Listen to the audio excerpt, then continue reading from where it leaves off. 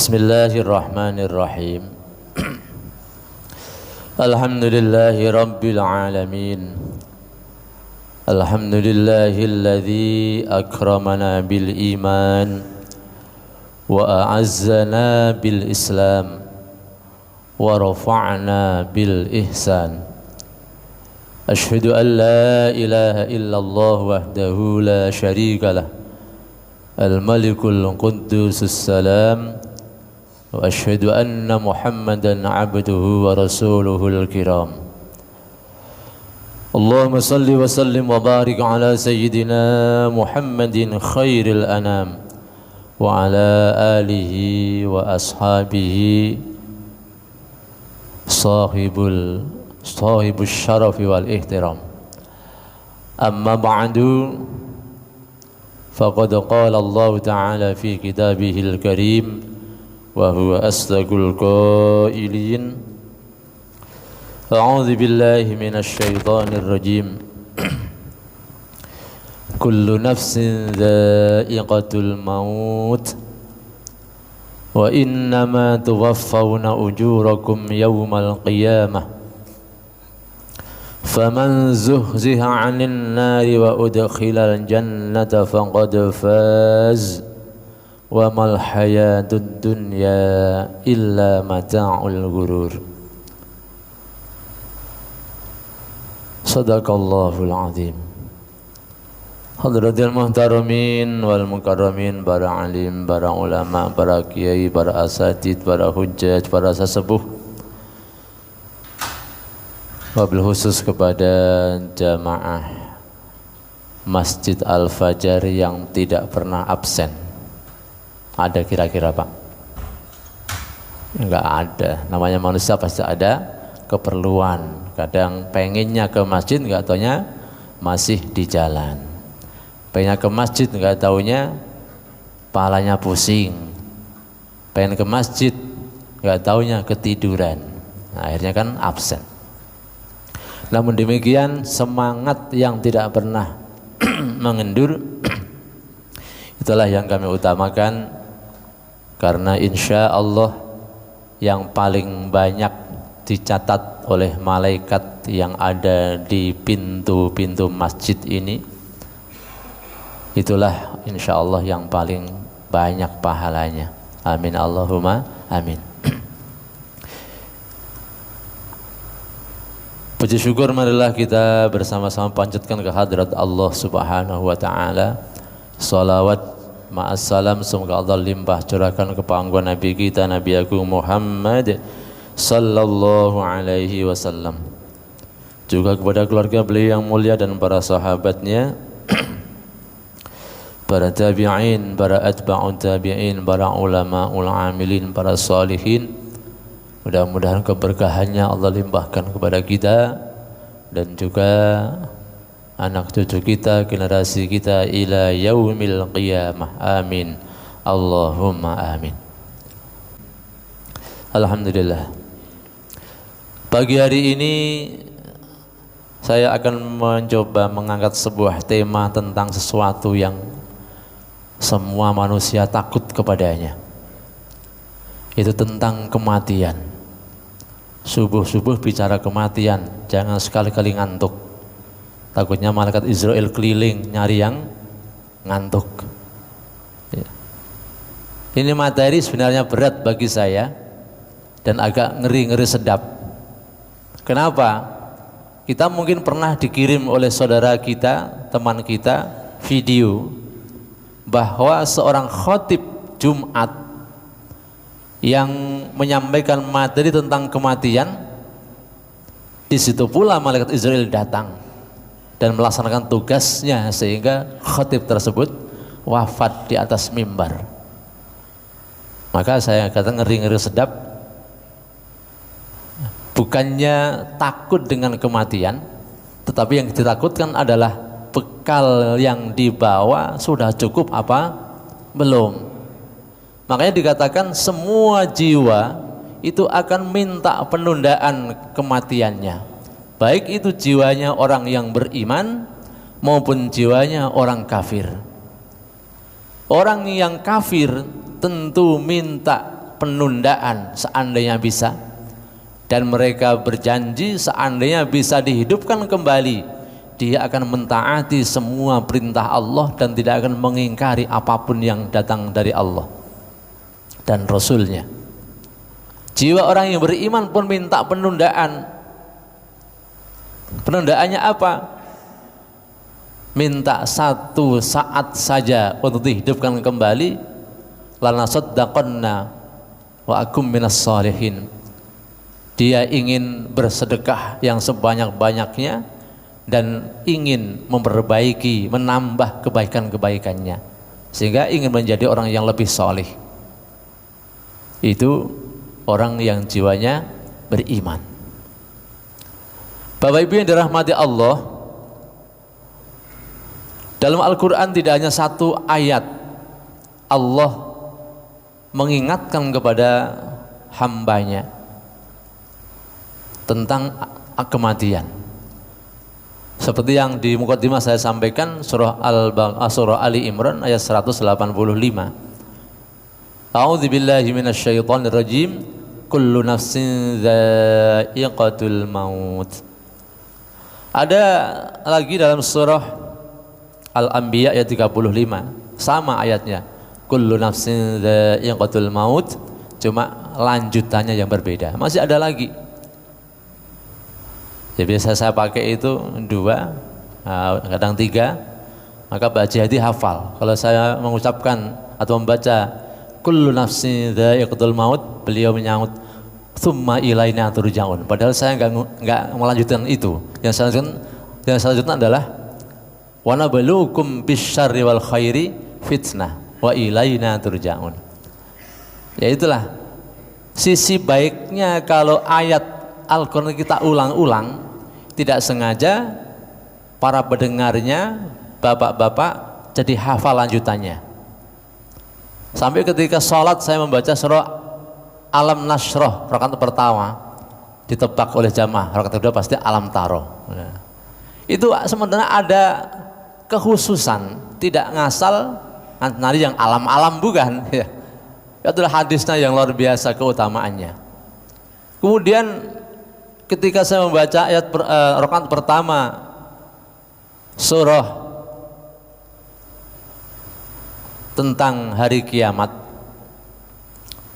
yaitu sebelum Al-Qari'ah, apa Pak? Bukan, sebelumnya Az-Zalzalah. Idza zulzilatil ardu zilzalaha. Pasti makmum yang setia dan mengikuti, ini rakaat kedua pasti Al-Qari'ah. Di samping sebuah peringatan, dua-duanya membahas tentang peristiwa hari kiamat, juga ada hadisnya tentang keutamaan membaca 2 surah itu dalam sholat. Maka, tapi insya Allah di sini tidak ada yang menilai ayatnya itu aja misalnya. Semua ayat Al-Quran yang dibaca itu bagus. Sampai berapa waktu yang lalu materi yang saya sampaikan tentang keistimewaan surah Al-Ikhlas, salah satu imam di Masjid Kuba setiap ngimamin sholat, walaupun disambung dengan surah yang lain, senantiasa diawali dengan surah Al-Ikhlas. Padahal Nabi tidak memerintahkan, tidak menganjurkan. Ketika diadukan kepada Nabi, Nabi justru menjawab, surah yang dicintainya itulah yang mengantarkan dia masuk ke surganya Allah Subhanahu wa ta'ala. Ya. Jamaah yang dimuliakan Allah, jadi kematian itu sesuatu yang pasti terjadi. Walaupun takut, walaupun belum siap, walaupun masih muda, walaupun masih bayi, kadang-kadang sudah sakit lama malah nggak mati-mati. Itu kehendak Allah dan semuanya sudah tercatat di Lauhil Mahfuz tentang usia setiap manusia. Karena Allah menciptakan manusia itu tempatnya salah dan lupa, maka walaupun kematian itu sesuatu yang mengerikan dan pasti menghampiri kita, kita sering melupakannya ketika kita dalam kondisi yang baik-baik saja. kita sehat, keluarga sehat, ekonomi mapan, masalah tidak ada, utang nggak punya, ya, bini nggak rewel, misalnya, kan enak-enak saja, baik-baik saja tuh. Itu seakan-akan tidak ingat kematian. Tapi ketika kita diuji oleh Allah, sedang sakit, sedang banyak masalah dan sebagainya, pasti hati nurani, bahkan orang yang tidak beriman pun akan mencari Tuhan. Oleh karena itu, dalam kondisi apapun kalau bisa tetap ingat dengan kematian untuk menjadi kontrol dalam setiap perilaku kita. Seandainya para koruptor itu ingat mati, insya Allah nggak jadi korupsi. Tapi karena dalam kondisi lupa mati, jadilah ia melakukan korupsi. Jamaah yang dirahmati Allah, bicara tentang kematian, ini Al-Quran dan As-Sunnah mencakup beberapa tema. Yang pertama tentang ajal. Ajal itu arti umumnya adalah batas waktu. Dalam Al-Quran tidak hanya kata ajal yang berarti waktu, tapi ada beberapa istilah. Ada ajal, ada waktun sendiri, waktu, ada juga ad-dahr, ada juga as-sa'ah, yang artinya adalah waktu. Tapi penggunaannya berbeda-beda sesuai dengan konteks yang dibicarakan. Nah, tentang kematian, tentang batas waktu ini lebih banyak tujuannya adalah, atau pembicaraan khususnya adalah tentang kematian. Misalnya dalam surah Al-A'raf ayat 34, A'udzubillahi minasyaitonirrajim, walikulli ummatin ajal, fa idza jaa ajaluhum la yastakhiruna sa'atan wa la yastaqdimun.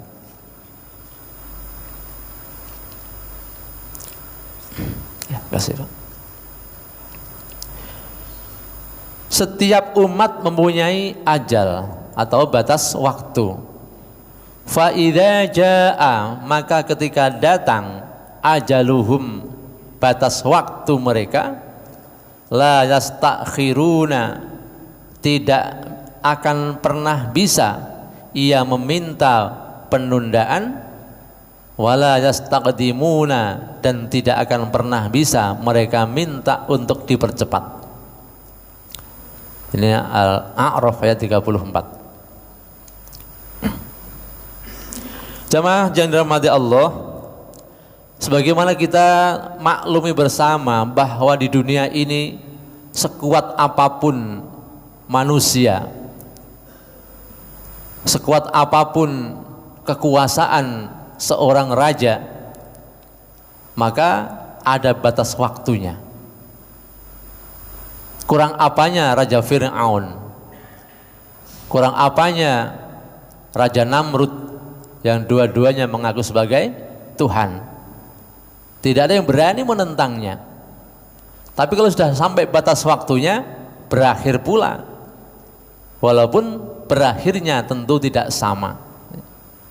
Kalau zaman-zaman kemarin kayak Hitler, kayak apa kekuasaan dan bengisnya.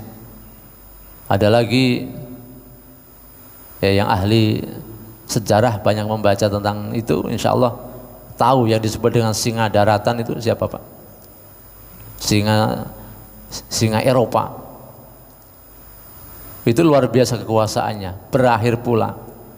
Raja Dzulqarnain berakhir pula. Apalagi cuma Presiden Indonesia. Soekarno zaman dulu seperti apa hebatnya, waktunya berakhir. Presiden Soeharto seperti apa, ditakuti oleh dunia selama sekian puluh tahun, waktunya tumbang juga tumbang. Jokowi ya gak usah dibahas.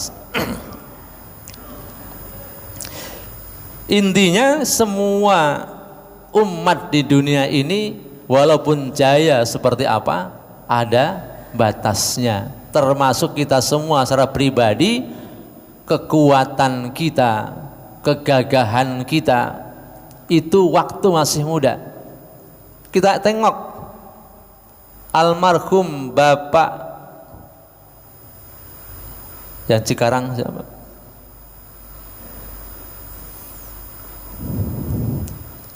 Yang rajin jamaah dulu, Muhyiddin, Bapak Haji Muhyiddin. Itu waktu saya mengantarkan pemakaman di sana, nenek-nenek yang masih hidup bilang,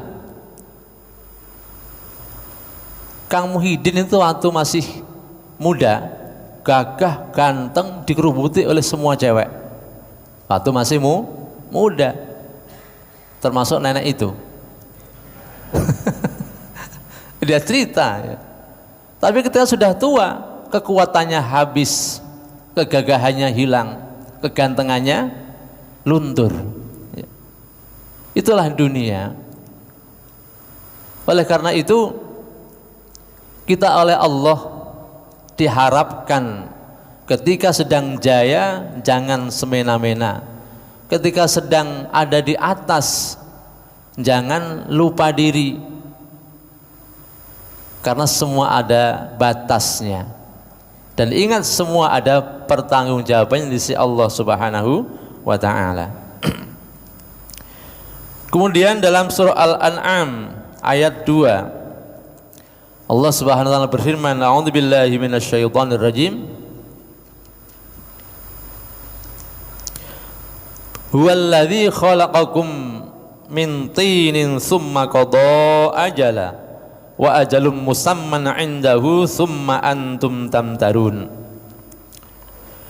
Huwa dialah alladzi khalaqakum, yang menciptakan kalian, min tinin, dari tanah, summa qada ajala,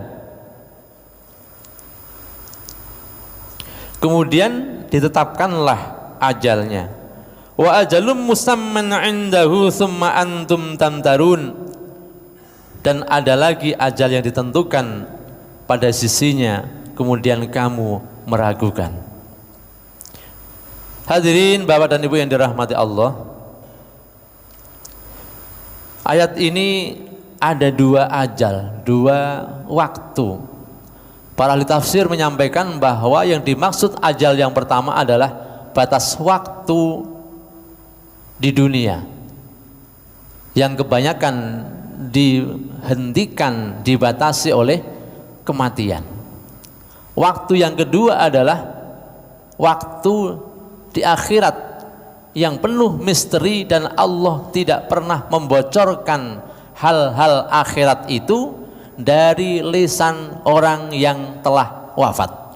Karena sampai saat ini tidak ada yang mati dari makam kemudian pulang kembali dan hidup sampai bertahun-tahun bercerita tentang apa yang telah dialami di sana. Kebanyakan kita adalah mendengarkan, mengetahui dari informasi Al-Quran dan As-Sunnah. Dari kematian itu sendiri Bapak dan Ibu yang dirahmati Allah, tentu bermacam-macam. Ada yang melewati tanda-tanda, ada yang tidak pakai sinyal. Kalau secara umum sinyalnya adalah kita kadang-kadang nggak menyadari. Apa itu diantaranya? RSM, rambut sudah mulai memutih. Kemudian TMB, telinga mulai budek. Itu kalau pendengaran udah berkurang, ya rambutnya udah memutih, tanda-tanda. Giginya mulai tanggal, dengkul mulai otek, ya. Kaki gampang kesemutan, sehingga duduknya ganti posisi mulu. Sila belum lama sudah ganti, kayak tahiyat belum lama ganti dulunya sinden, belum lama udah semblojor. Itu adalah bagian dari tanda-tanda datangnya kematian. Dekat apa lama? Ada yang dekat, ada yang masih lama. Itu rahasia Allah. Ya. Ada yang nggak pakai tanda. Ya. Saudara-saudara kita di tetangga kita ini juga ada. Pagi berangkat kerja, pulang nggak balik lagi, sore nggak balik lagi, pulangnya sudah beda ke kuburan. Ya. Semua ini adalah pelajaran untuk kita semua. Dan kembali bahwa semua itu ada batasnya berupa kematian yang membatasi kehidupan kita di dunia yang kita nikmati pada saat ini. Hadirin jamaah yang dimuliakan Allah. Yang kedua, dari tema yang pertama ada tentang ajal atau batas waktu. Yang kedua tentang bahwa kehidupan dan kematian sebagai ujian. Dalilnya dalam surah Al-Mulk yang kita semua insyaallah hafal, ayat 2, a'udzubillahi minasyaitonirrajim, alladzi khalaqal mauta wal hayata liyabluwakum ayyukum ahsanu amala. Ya. Alladzi dzat atau alladzi khalaqal mauta, zat yang menciptakan kematian, wal hayata dan kehidupan, liyabluwakum untuk menguji kalian, ayyukum ahsanu amala, siapa di antara kalian yang paling baik amalnya. Masih banyak lagi ayat yang lainnya. Artinya bahwa dunia ini adalah tempat untuk kompetisi, tempat untuk perlombaan. Maka Allah memberikan kisi-kisi, memberikan trik kepada hambanya yang beriman agar menjadi pemenang nanti ketika sudah meninggalkan dunia. Dengan apa? Ketika kita melaksanakan kewajiban dari Allah Subhanahu wa ta'ala, satu kewajiban Allah berikan pahala 10 sampai 70 kali lipat. Melaksanakan ibadah sesuatu yang dianjurkan atau sunnah, Allah lipat gandakan. Itu kalau berupa gerakan, berupa ucapan yang sedikit Allah tambah dengan insentif yang begitu banyak. Membaca subhanallah walhamdulillah wa la ilaha illallah wallahu akbar, atau bahkan dua saja, subhanallah walhamdulillah. Nabi bersabda, kalimatani habibatani ilar rahman khafifatani alal lisan saqilatani fil mizan. Dua kalimat subhanallah walhamdulillah itu ringan diucapkan dan di hadapan Allah sangat Allah sukai. Saqilatani fil mizan, bisa menambah bobot timbangan amal kita. Itu kan sedikit tapi bernilai banyak. Belum lagi kita mengamalkan bacaan bismillahirrahmanirrahim, belum lagi mengamalkan astaghfirullahaladzim. Banyak kalimat-kalimat thayyibah yang ketika kita ucapkan bisa menjadi tabungan akhirat yang luar biasa nilainya bagi orang yang beriman yang mau melaksanakan trik-trik dari Allah agar kita menjadi pemenang dalam perlombaan dan kompetisi di dunia ini. Maka kalau ada orang yang beriman kok nanti ketika wafatnya bekalnya cuma sedikit, berarti tidak mau menggunakan apa yang Allah berikan kepada kita. Ibarat anak-anak yang sedang ujian, kita sudah dikasih kisi-kisi, ini jawabannya seperti ini diantaranya. tapi tidak mau belajar, tidak mau mengikuti arahan itu, jangan berharap nilai ujiannya bagus. Kemudian kematian juga ujian. Kalau kehidupan itu ujian, kematian juga ujian. Kalau kehidupan itu ujiannya apa? Berbagai macam, ya. Dalam surah berikutnya Al-Kahfi ayat 7, Allah berfirman, a'udzubillahi minasyaitonir rajim, inna khalaqna ma 'alal ardi zinatan laha linabluwahum ayyuhum ahsanu amala. Inna, sesungguhnya kami, kata Allah, khalaqna, telah menciptakan kami, ma, apa-apa, al ardin, di atas bumi, di atas dunia ini, zinatan laha, sebagai perhiasan baginya, linabluwahum, untuk menguji mereka, ayyuhum ahsanu amala, siapa di antara mereka yang lebih baik amalnya. Maka Allah menciptakan manusia itu, yang diciptakan dengan fisik yang besar, tinggi, cakep, juga ujian. Karena banyak di antara orang yang Allah berikan fisik seperti itu tidak bersyukur, tapi merasa bangga dan merasa yang di bawahnya itu, artinya melihat orang kecil meremehkan, melihat orang yang jelek meremehkan. Ini tidak lulus ujian. Ada yang Allah berikan fisiknya, hidungnya mancung, rambutnya bagus, semua fisiknya sempurna. Tapi ini ujian, jangan salah. Bisa jadi kalau tidak hati-hati dengan kebaikan yang Allah berikan itu, tidak menjadi pahala karena bersyukur, tapi menjadi siksa, menjadi dosa karena banyak kufurnya kepada Allah. Kekayaan ujian, kemiskinan ujian. Maka kalau kita masih ingin hidup, harus berani menghadapi ujian. Kalau mengeluh mulu, berarti sudah nggak siap menghadapi ujian, ya.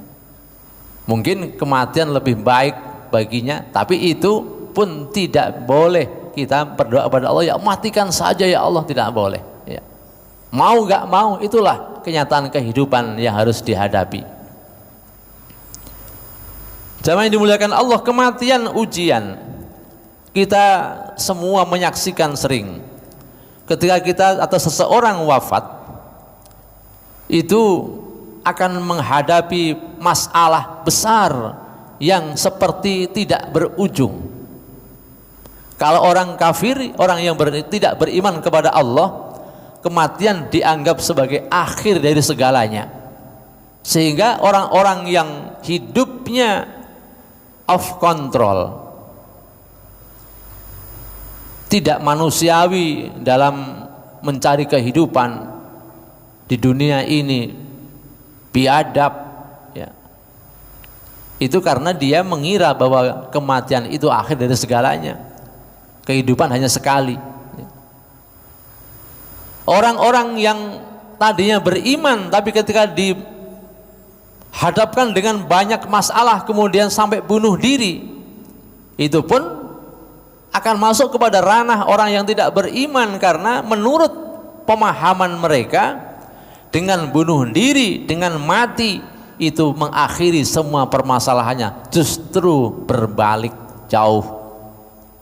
Orang meninggal, orang wafat, orang mati, itu adalah memulai kehidupan yang jauh lebih rumit dibanding kehidupan dunia.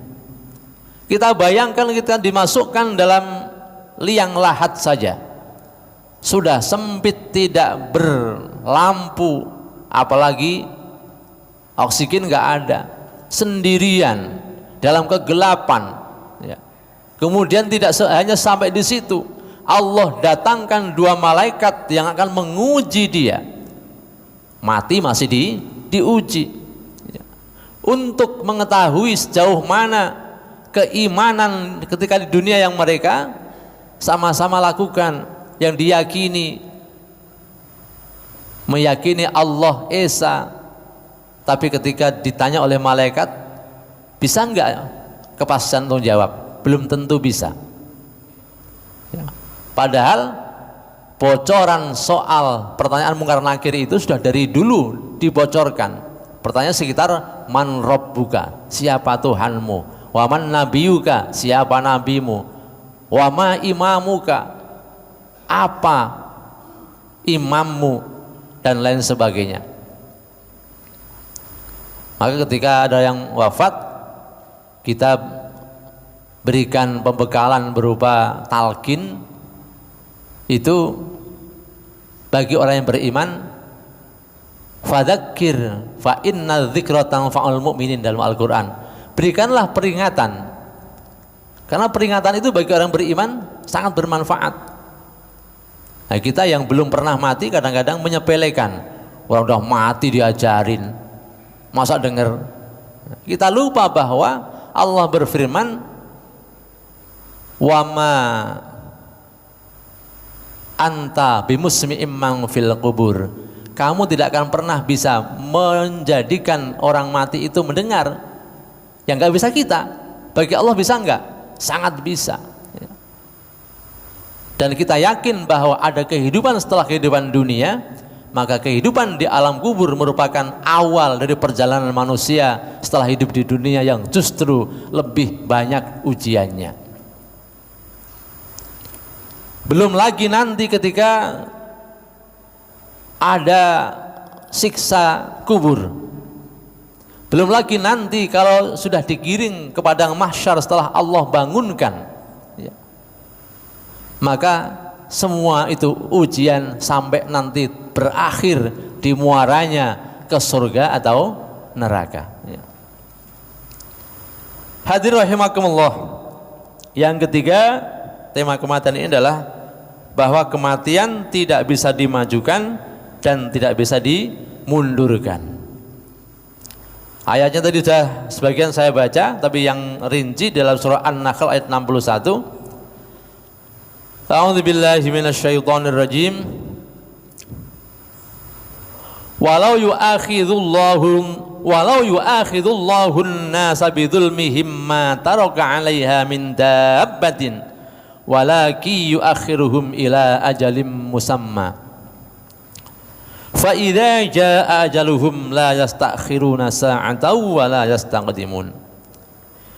Jika Allah menghukum manusia karena kezalimannya, ma taraka 'alaiha min dabbatin, niscaya tidak akan ada yang ditinggalkannya di bumi ini dari makhluk yang melata sekalipun.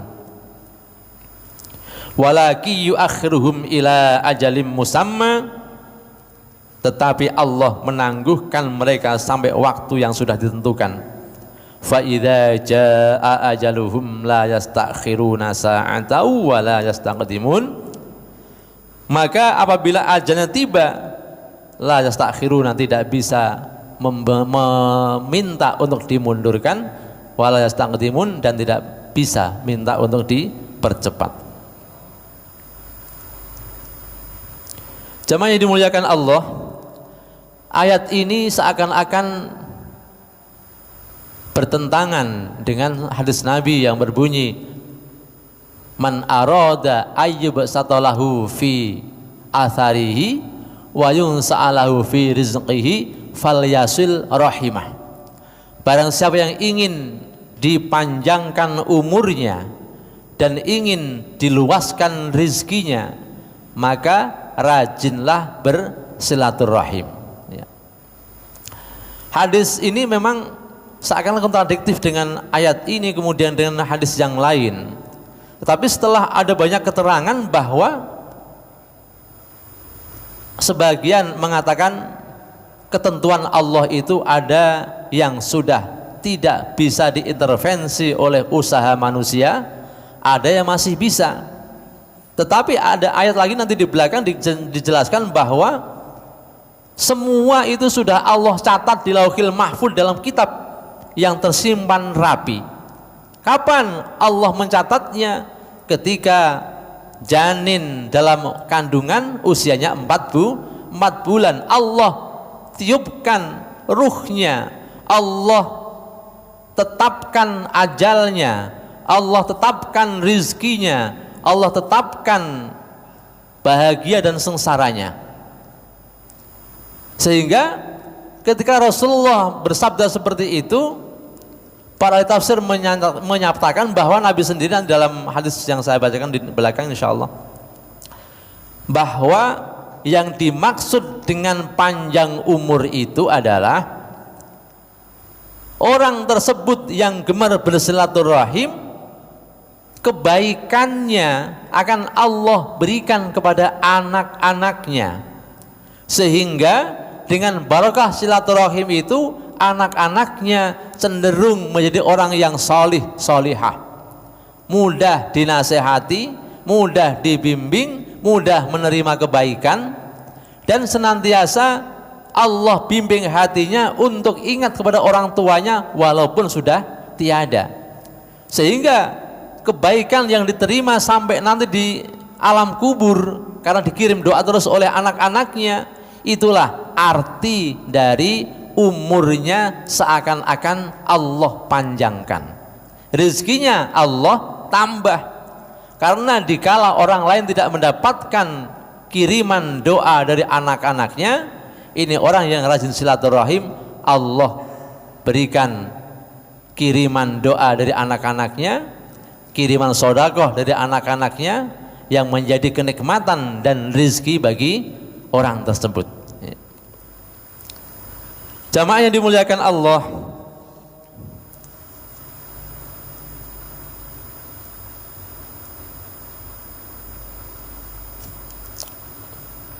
ini ayat Al-Quran yang berkaitan dengan hal tersebut. Surah Fatir ayat 11, A'udzubillahi minasyaitonirrajim, wa ma yu'ammaru min mu'ammiru wa la yunqasu min umurihi illa fi kitab inna dzalika 'ala Allahi yasir. Dan tidak dipanjangkan umur seseorang dan tidak pula dikurangi umurnya, melainkan sudah ditetapkan dalam kitab atau Lauhul Mahfuz. Sungguh yang demikian itu mudah bagi Allah. Nanti hadis yang menjelaskan tentang arti dari panjang umur dan tambah rezeki itu adalah hadis dari Abu Darda radhiyallahu anhu yang menjelaskan tentang maksud dari panjang umur dan tambah rizkinya. Hadirin rahimakumullah, kemudian perlu kita ingat pula bahwa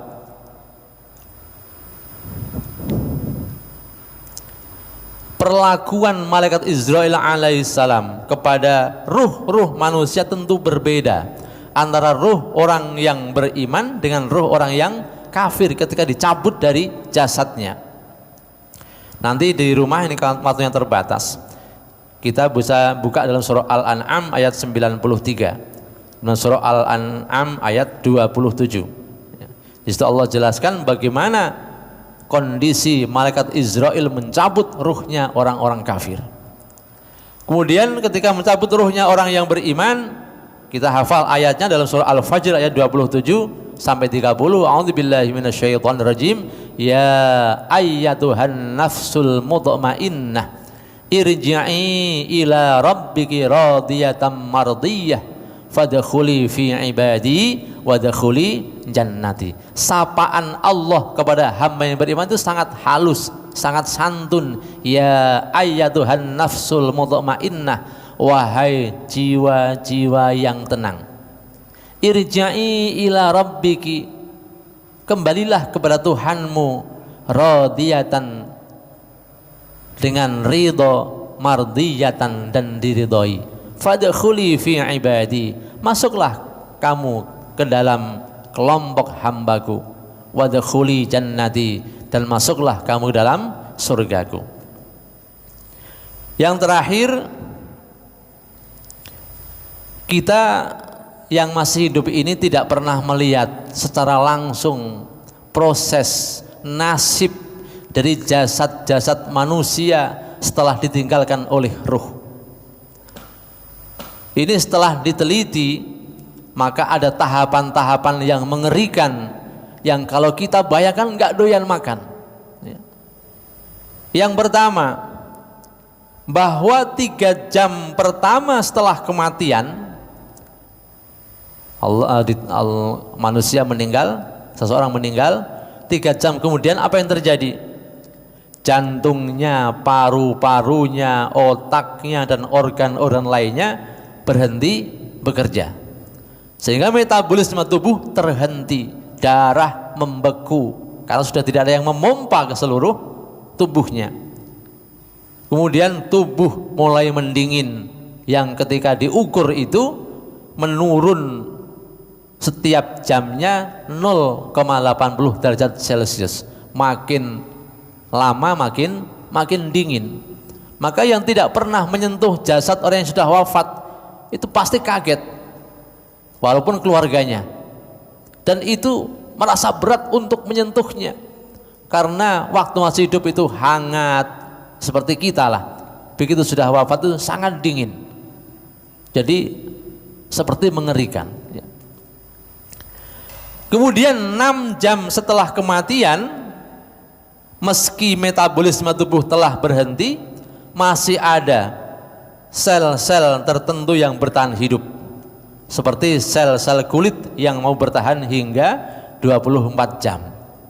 Artinya kalau orang sudah wafat, 1 hari 1 malam masih aman, kulitnya tidak mudah terkelupas, ya, karena dia masih bertahan hidup sel-selnya.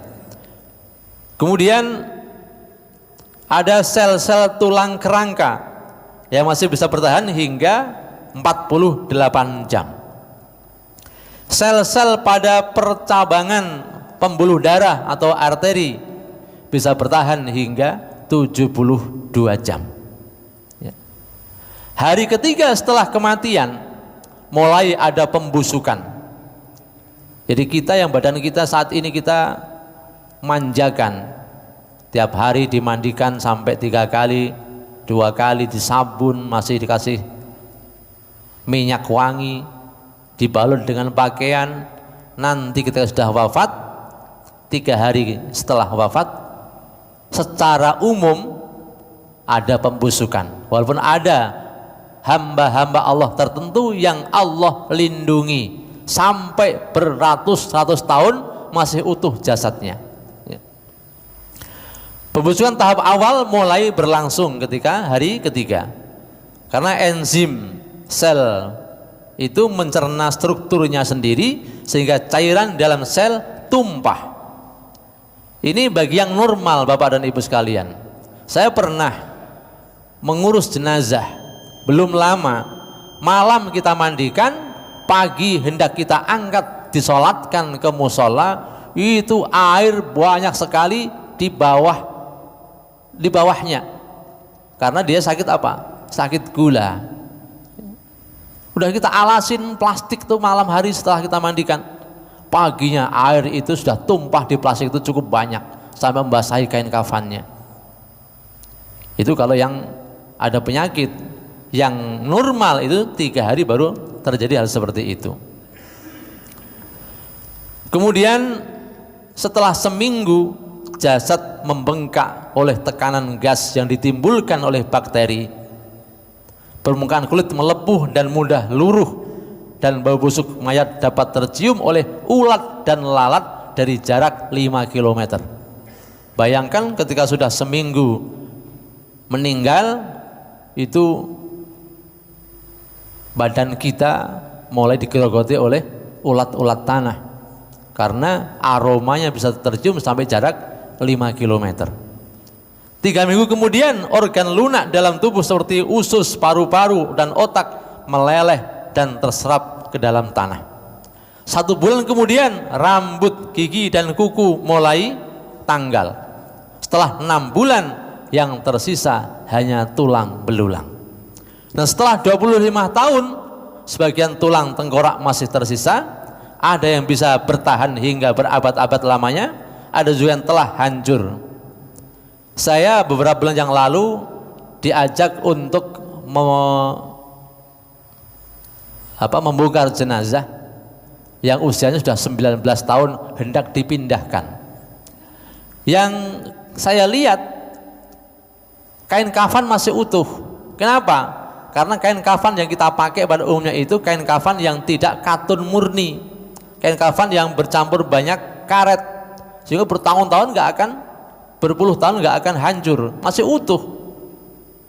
Di dalamnya hanya terdapat serpihan-serpihan tulang, dan itulah tulang tengkorak yang bisa bertahan sampai cukup lama. Kalau di sini dijelaskan 25 tahun, bahkan yang terjadi dalam kenyataannya kemarin baru 19 tahun sudah seperti itu kondisinya. Nah, ini yang paling menarik terakhir ini. Dan sebagian tulang tersebut hanya satu jenis tulang yang Rasulullah Sallallahu Alaihi Wasallam sebut tidak akan pernah hancur selamanya, yaitu tulang ekor. Segala informasi tentang diri manusia tersimpan dalam sel tulang ekor ini. Bahkan mungkin rekaman amal perbuatan selama di dunia terekam dalam sel tulang ekor. Maka kalau kita bayangkan, orang pembuat pesawat itu juga mengikuti teori ini, sehingga dia membuat black box yang bisa merekam dari mulai perjalanan menjelang take off sampai terjadinya kecelakaan, kalau itu terjadi celaka. Ternyata ada dalam Al-Quran bahwa tulang ekor manusia itu selnya tidak akan pernah hancur selamanya. Ini kata Rasulullah. Tapi besarnya seperti apa? Tidak bisa dilihat. Maka yang kita lihat, manusia kalau sudah wafat selama cukup lama itu tinggal tanah. Bagaimana Allah menghidupkannya? Maka Allah memberikan perumpamaan seperti tanah yang kering, kemudian tertimpa hujan, kemudian tumbuhlah berbagai macam tumbuhan. Kita ngelihat enggak benihnya? Enggak. Sekalipun kita sudah bersihkan bersih, tidak ada di situ benih satu nama rumput. Tapi ketika sudah turun hujan, ada juga rumput itu.